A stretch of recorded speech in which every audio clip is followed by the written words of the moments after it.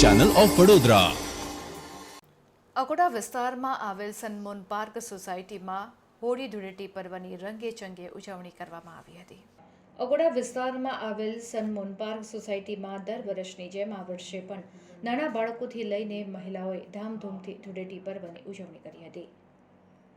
નાના બાળકો પિચકારીથી એકબીજા ઉપર પાણી છાંટીને ધૂળેટી પર્વની ઉજવણી કરતા નજરે પડ્યા હતા અને રંગબેરંગી કલર લગાડીને ધૂળેટી પર્વને મનાવ્યો હતો।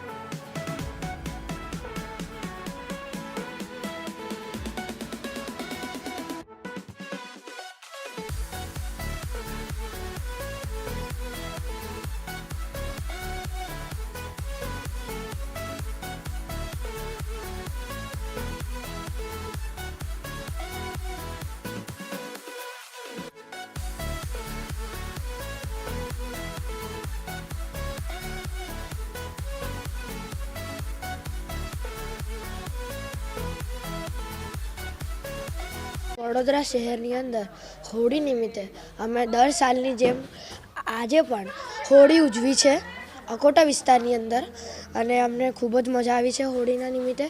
તો બધાને હેપી હોળી।